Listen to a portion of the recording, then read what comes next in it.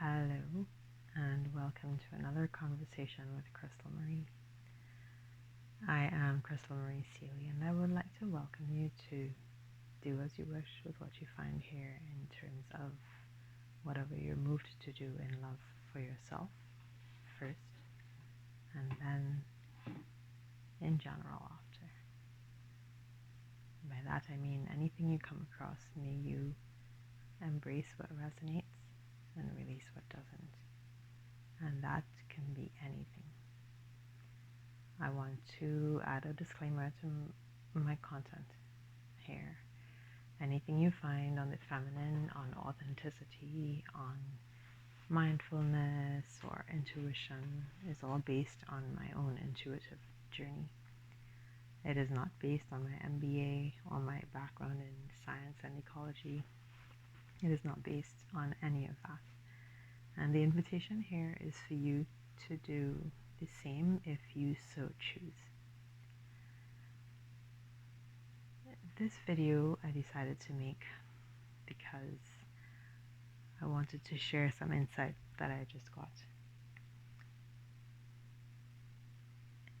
Everywhere there is a sense of obligation, and even in the people who preach freedom, it is freedom at the cost of doing my course, joining my tribe, honoring these dates, the Lion's Gate, the solstice times, all of the different rituals that come with the spirituality of this age. Because, and I hope that we remember to consider this with compassion, everyone is coming from a background where there was some forced discipline or some forced way of doing things, some lens we have to hold. We're all aware that we're in an age of logic where it overrides everything else, even though, as one psychologist pointed out to me when I was working with another client, that the cerebral cortex is about 150,000 years old, where our intuition, our gut, our instincts are 2 million plus years old. And so give it its room. It knows things before we can understand or explain why we know things. And to those of us who've heard our intuition before and ignored it, we all know that we always say, I should have listened. And so at this time, I would just like to invite you to stop and think. Pull your energy back into yourself. And think about what is yours, what values are yours, what beliefs are yours, what really matters to you, and why. Because at this time, I'm talking about what matters and why and what is yours. And that's just the tip of the iceberg. Because what we think is ours very often is not truly what we at our core believe and value and honor. And so as you take this journey towards self, this journey of self-discovery, I want you to not look at it as another post you're scrolling by, as another video you're adding to a collection.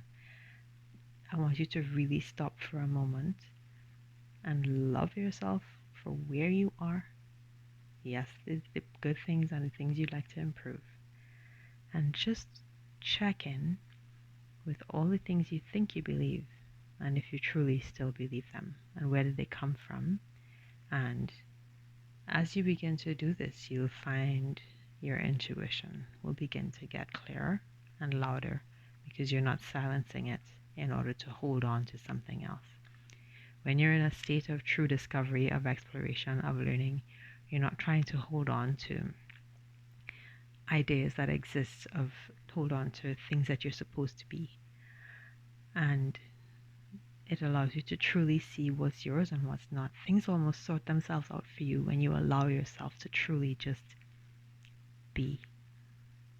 It requires a lot of slowing down, and most of us don't have that time.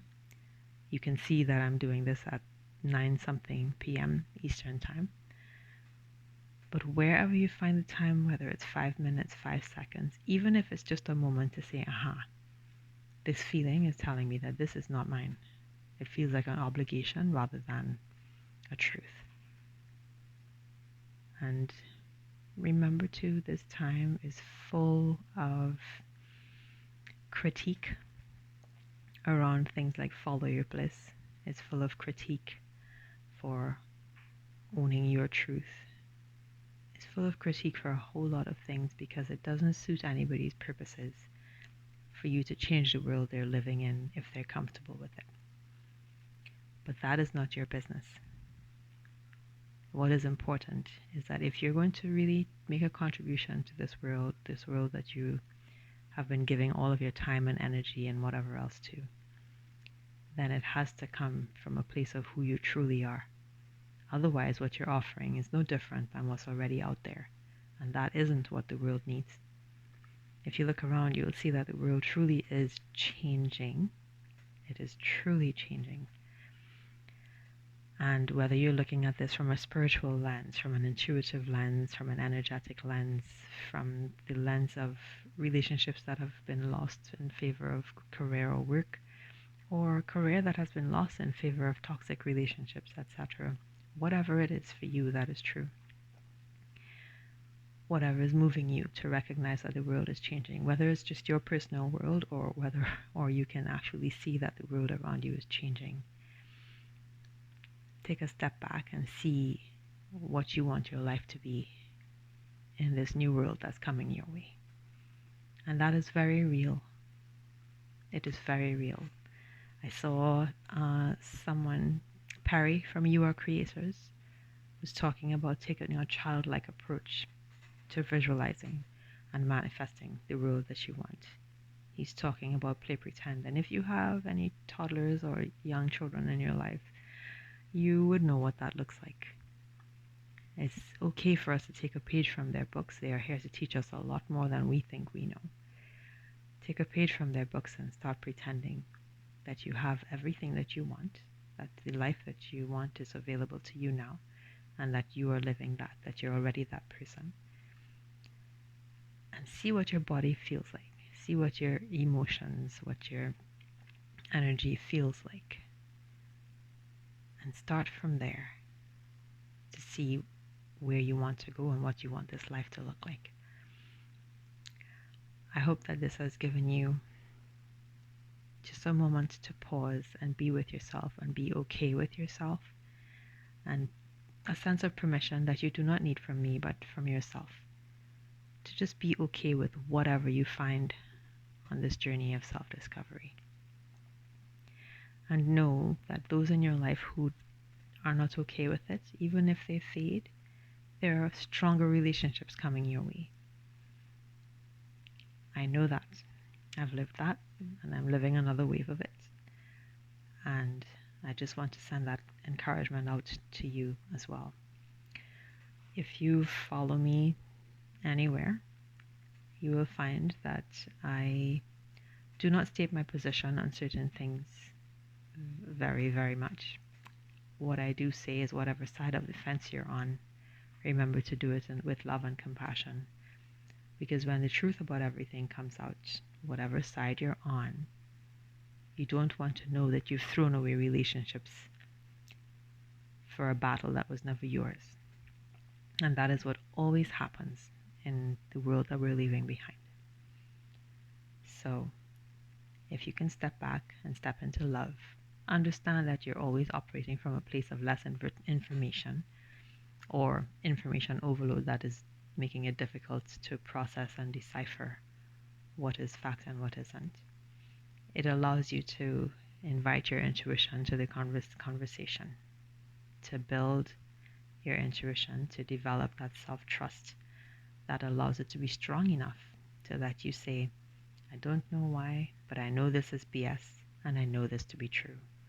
And even if it means it's just a part of your journey to take you on this path this way, away from everybody else, to give you some time alone to develop something else, and then bring you back on a path that you thought you were on before, wherever it takes you, you'll find that trusting your intuition allows for this rapid pace of development in terms of personal healing and everything else that you never could have foreseen if you were going through logic and books and external experts. just an invitation, as with everything else. I leave you with this again. Embrace what resonates, release what doesn't for your own peace of mind, and in honor of individual sovereignty for yourself and for everyone else. In love, light and shadow, not toxicity. Embracing all aspects of ourselves. Have a great day. Bye.